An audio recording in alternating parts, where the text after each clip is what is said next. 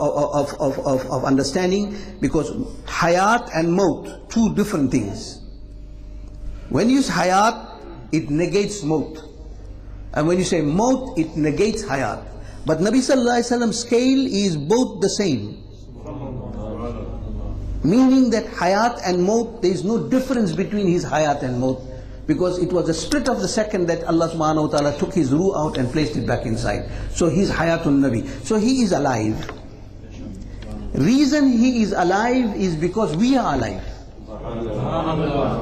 If the Nabi sallallahu alayhi wasallam is regarded as ma'azallah, astaghfirullah, dead, then the whole creation and universe is dead. I cannot divulge in this because then it's going to go into in-depth discussions, and time is of great essence here now at the moment. However, so 1400 years ago Nabi sallallahu alayhi wasallam passed away. We go to Medina Munawwara to make ziyarah of his Rawza al-Mubarak, because external life of hayat as he lived was 1400 years ago, but the life he's living now, he is fully aware and he is alive. So the awliya Allah have meetings with him and sit in his company. And when the awliya Allah sit now after 1400 years with the Nabi Sallallahu Alaihi Wasallam, and the Nabi says something to him, what would you regard it as? Hadith. Huzur ne farmaya. So 1300 years ago, if a wali of Allah heard something that Nabi Sallallahu Alaihi Wasallam said, he's going to narrate it as what? Hadith. So it's not necessary that the words of the awliya Allah, when they say that Nabi Sallallahu Alaihi Wasallam hadith is this, then you're going to reject it because you don't find it in the hadith. Therefore, Hazrat Sayyidina Junaid al-Baghdadi said, मेरे हमारे तरीक़ों का, हमारे रास्तों का, हमारी कौलों का तस्दीक करने का नाम ही विलायत है. التصديق بطريقتنا ولاية is correct, because now till Qiyamah, till a wali is born, the last wali that's going to be born on this ummah, he will be sitting in the majlis of Rasulullah Sallallahu Alaihi Wasallam hearing, and he will be saying hadiths that will not be found in the books. You understand this point? Okay, fine. Now the Siddiq, after the Siddiq is the maqam of a Nabi. After the Siddiq, the maqam of a Nabi. Nabi is a prophet of Allah. No Siddiq can become a Nabi, but a Nabi is a Siddiq. You get my point? Fine. A Nabi's maqam, you know that you cannot, you do not need explanation of distinction here to understand the maqam of a Nabi. Then you get Nabi, the plural of which is Anbiya. Allah subhanahu wa ta'ala sent thousands of prophets. They are all prophets of Allah. So a non-prophet cannot claim any similarity to a prophet. That darja goes. And then from the Nabi fraternity, from the Anbiya fraternity, there are some prophets that Allah subhanahu wa ta'ala made more excellent, and they are known as the Rasul. A Rasul. A Rasul and a Nabi. Right? Nabi is all Rasuls are Nabi, and all Nabis are not Rasul. Rasul is that messenger of Allah subhanahu wa ta'ala, that prophet of Allah subhanahu wa ta'ala, who was sent with a set of rules, a sharia. Any prophet that Allah sent a set of rules or a sharia to him for the guidance of mankind is known as a Rasul. And there is, at any given time, there can be a Rasul and a Nabi on this earth. Or sometimes one Rasul and many Nabis. So the work of the Nabi is to help the Rasul to propagate whatever commands Allah has sent to him. So he is actually a Nabi, is an assistant to a Rasul, and he is subservient. So the maqam, the station of a Rasul is higher than a Nabi. Then after the Rasul, there are many Rasuls came, but amongst the Rasul, Allah says in the Quran, تِلْكَ الرُّسُلُ فَضَّلْنَا بَعْدَهُمْ عَلَى بَعْدٍ. that amongst the Rasul, Allah subhanahu wa ta'ala has selected some of them and made them more elevated than the other Rasuls. So this group of Rasuls are known as Ulul Azm. Ulul Azm, meaning high rated, exalted. So there are, in the Rasul fraternity, there are some that are of higher Rasul, higher status, like you get the 4 Ulul Azm, the 4 Ulul Azm Rusul, who is Sayyidina,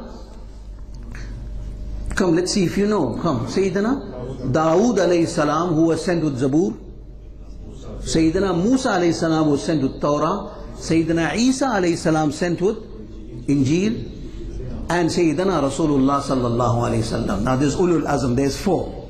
4 major Sharia was sent in this dunya. There were others that were also sent as well. But of that selected 4, the 4 selected are known as the Ulul Azm because they came with the Sharia. Right? This is the choice of Allah subhanahu wa ta'ala. Now amongst these 4, who is the most excellent? There is one darja and maqam that is above that of the Ulul Azm, is one who is known as a Khalil. Who is known as a Khalil. Khalil is the friend of Allah. And who is known as Khalilullah?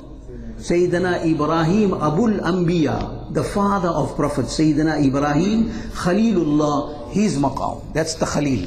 Now the Khalil is there. He is the Khalil of Allah, but there is one that is higher than that. He is known as Rahmatul Lil Alameen. Khalil is restricted to Allah, but Rahmatul Lil Alameen is general to the entire universe.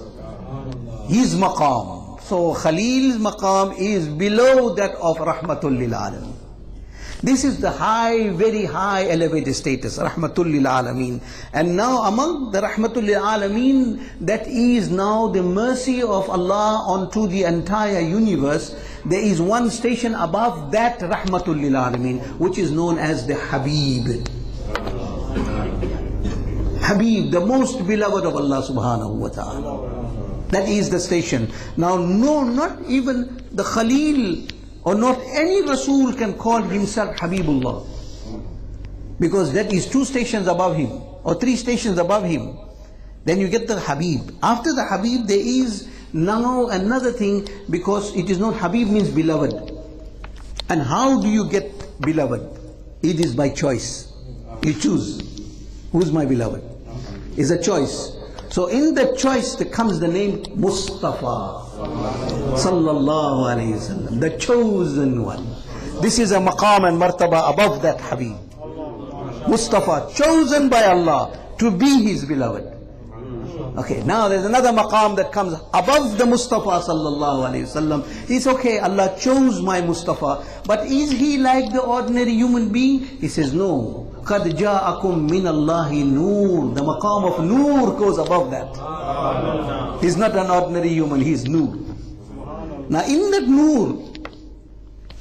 Nur, we're speaking about creation, and creation means created. Right? Creation means created. Didn't exist, created. So this Nur, Allah subhanahu wa ta'ala further goes one maqam, which is the highest order, the 27th station, highest 27th station of excellence that no other human being has ever been blessed with. And that is the station of Awwalul Khalq, the first creation. So we go back, the 27th station of excellence in comparison to ordinary human being is that he is Awwalul Khalq, he is the first creation of Allah subhanahu wa ta'ala. So the difference between ordinary creation and the creation of Nabi sallallahu alayhi wasallam is that ordinary creation that has got no comparison to the Awwalul Khalq. And after the Awwalul Khalq, Allah subhanahu wa ta'ala gave him those darajat. So you cannot even dream of any comparison between you and the beloved Habib Sayyidina Muhammad. 27 martaba, 27 maqamat are And it is about that great and that elevated personality that Allah subhanahu wa ta'ala says, Sallu alayhi wa sallimu taslima. Insha'Allah ta'ala, Allahumma salli ala Sayyidina Muhammadin wa ala alihi wa ashabihi wa barik wa sallim. We have now discussed the 27th station of excellence of the beloved Habib sallallahu alayhi wasallam. Now insha'Allah ta'ala we will now, as Allah give me tawfiq and hidayah, the following weeks we will discuss inshallah categorically the station and the status and the barakat and the excellence of reading Durood on the beloved Habib Sayyidina Mustafa sallallahu alaihi wasallam. Allah subhanahu wa ta'ala तमाम मुसलमानों को नेक अमल की तौफीक अता फरमा, इलाही आलमीन अपने और अपने हबीब की सच्ची मोहब्बत अता फरमा, उनका अदब और एहतराम अता फरमा, इलाही आलमीन तेरे और तेरे महबूब सल्लल्लाहु अलैहि वसल्लम की सच्ची इताअत की तौफीक अता फरमा। हम में जो बेनमाजी है या अल्लाह उनको अपने फर्ज व करम से नमाजी बना दे। इलाही आलमीन जो हम में परेशानी उनकी परेशानियों को दूर फरमा, जो हम में बीमार है उनको शिफा अता फरमा, जो हम में बेरोज़गार है उनको रोज़ी से लगा दे। मुसलमान की रोज़ी में, हाल में, औलाद में, ईमान में, तिजारत में बरकत अता फरमा। जो इस दुनिया से चले गए अल्लाह ताला उनकी भी मग़फ़िरत फरमा। व आखिर दावाना अनिल हम्दुलिल्लाहि रब्बिल आलमीन।